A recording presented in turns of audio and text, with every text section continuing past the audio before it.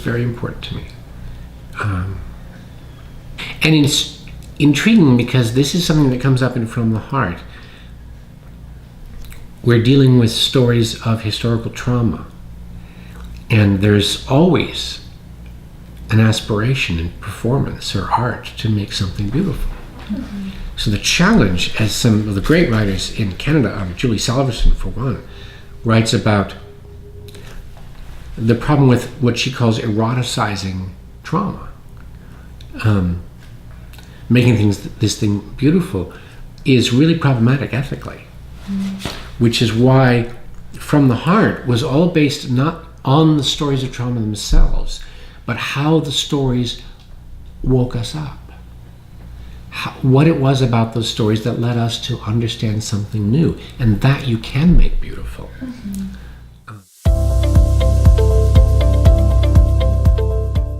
So for my PhD, I actually got the mailing addresses of all the theater critics in major cities in North America, mm-hmm. and the UK and Europe that I could find, scholars, theater professionals.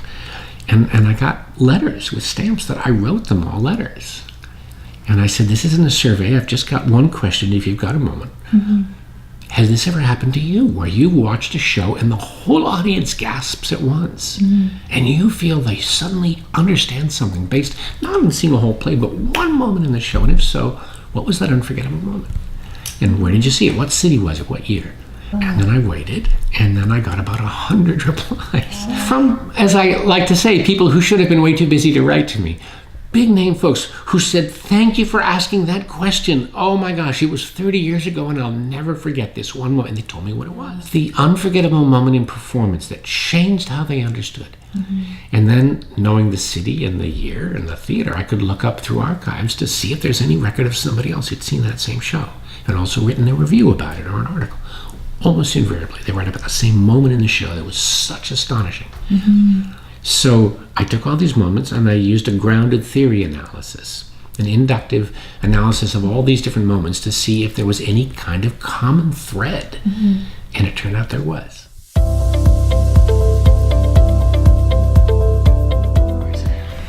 What I realized what was going on, it all sort of rested on the human habit that we have, once we're no longer two, to look at something and say, what is this like that I've already seen?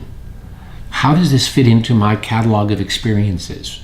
Where do I pigeonhole it? And how do I feel about that thing? Mm-hmm. Because if we didn't, if everything was new, like you can see the outside from inside of a building and, lights, electric lights, we'd be sort of viable. So, children are all fascinated by everything new, but we navigate reality by saying, I've seen this before, I know what this is, and to our detriment, because we don't really look at something or someone for who they are or what it is. We say, I think I know what this is already, and now I can move on, having categorized it and assigned my meaning to it. The staging of these moments was destabilizing the mechanisms that we rely on to pigeonhole. So for just a minute, you're looking at something like betrayal or first love, and you can't throw it into the category, and so you are looking at it and thinking, what? Like you're 11 years old and it's the first time you ever saw someone being betrayed, and that's where the epiphany lies. It's not that the story is that much more powerful. Mm-hmm. It's that it's actually sort of operationally interrupting your ability to say, I've seen this before.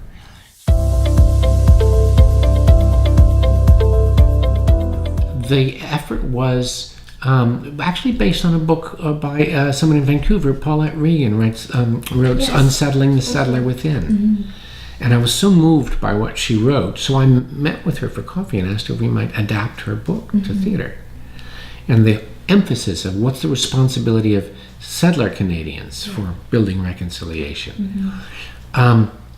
What I did is we brought together, I worked with my co-facilitator is a Kwakwaka'wakw woman from Nambagis Bay, the Nambagis Nation in Alert Bay, Crystal Cook, wonderful performer in her own right.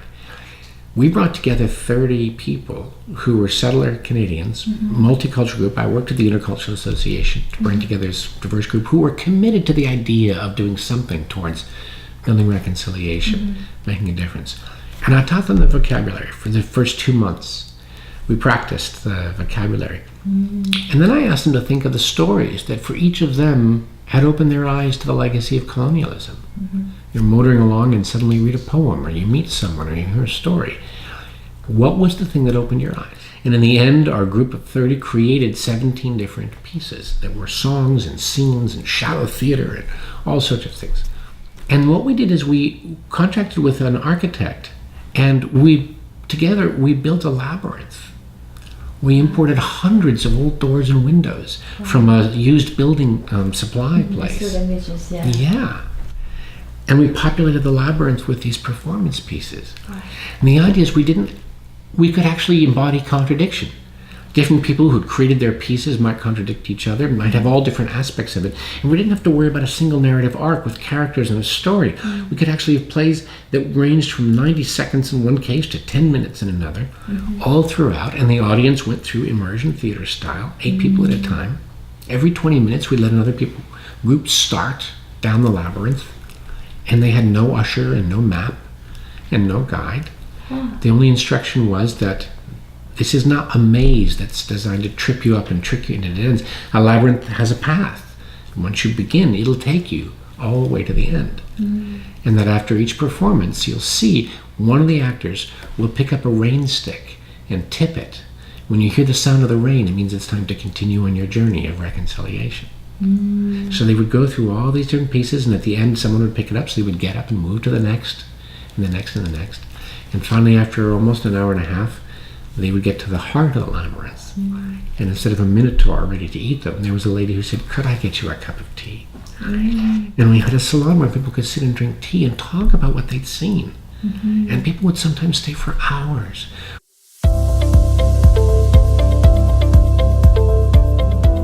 So I found, I've been doing this for many years, partnering with communities to help people create plays about the things that matter to them. And I always tend to run into the same problem that we have in our field, is that working with a community who are not professional artists, my instant inclination is to come up with wonderful staging to put on their plays. But the more I weigh in, the less agency they have. The more I come in and say, "Oh, here's how we can do your stories," and and then they become more and more like puppets in my play. But the more I back off and let them create their own work, they go to the things that they know, which is television and soap opera and Saturday Night Live game show, sketches. And so the quality isn't as good as one would hope. And so I weigh in more, and then I back off, and it's always this dance. Yes. So I decided to take a break from my practice to do a PhD, specifically to see if I could come up with some other way.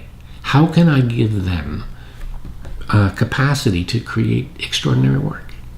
Wow.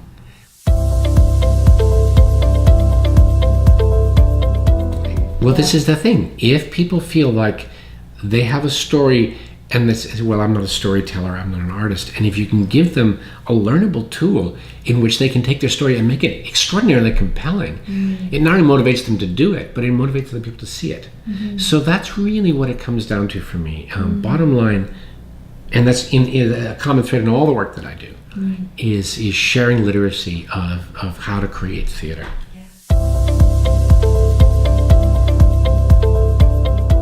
I do a lot of work with found objects. I have a huge crate of things like, partly broken kitchen implements, cooking instruments, or toys, or just the odd objects. A little single wooden louvered window, the kind that,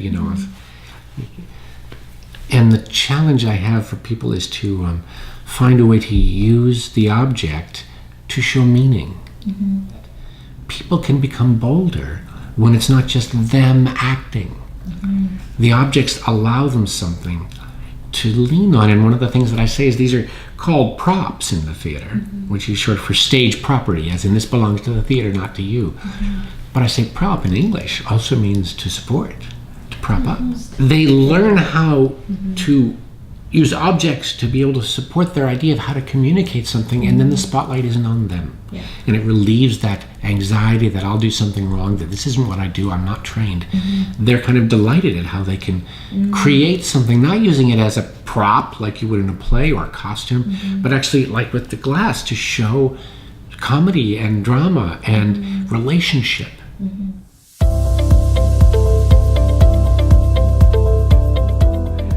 Touching the live wire, the image of actually touching a live electrical wire and getting a shock, has to do with setting up the circumstances in the play so that the audience may know it's a fiction, but they respond in the way they respond to real life. So this example I called suspending the premise, like timeout. And the premise is what in theatrical parlance you'd call a convention, a theatrical convention. So you put on a mask of a lion and we buy it. Okay, that character's a lion, or the fourth wall or something. There's lots of theatrical conventions. And the idea is, what happens when you set up your convention and then suspend it? And when someone who has a story to tell says, if I'm telling the story, what convention am I using? How would I suspend it to give that kind of power? And suddenly it's not a matter of me writing dialogue and as a playwright or acting it out. The staging actually helps me make a much more powerful impact.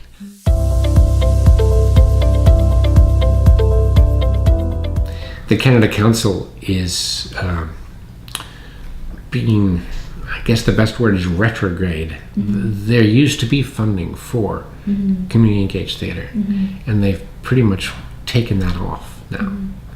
They say, oh yeah, it's they're claiming that it's not. It's sort of a, honestly what we are calling gaslighting. It's they're pretending, oh no, any category can be, but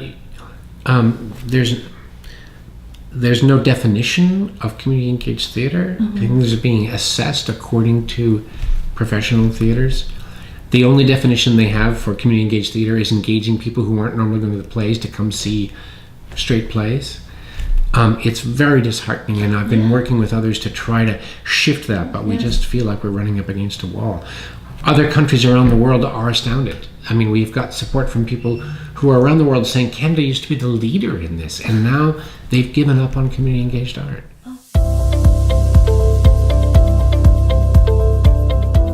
Actually, my new book just came out a month ago. I've co-edited a book with a member of the Faculty of Education from UVic, and it's open source online.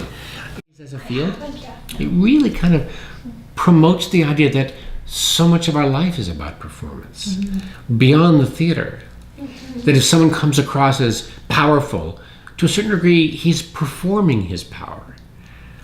When I'm talking to young people, I say, you know, if you go to show up at class and you're late, and you do this thing where you kind of like sneak in, you're not a cartoon rabbit who's breaking into a house, right? I mean, we know that you're late. You're performing, I'm sorry, I realize I'm late. The book explains performance theory in the way that Schechner does, but it's written for teenagers. Written in language that 16, 17, 18-year-olds will be able to grasp. And there's 7 chapters on performance and power, performance and healing. How, if you're a performer and you're interested in healing, how can performance be a part of that? Ritual. How do rituals work? How can you construct a ritual? My chapter is, I'm co-edited and I wrote one chapter on play. What makes something fun to do? And actually, there are theorists who talk about that. We convey that language so that if young people want to make something that's fun, they actually can access the theory behind it.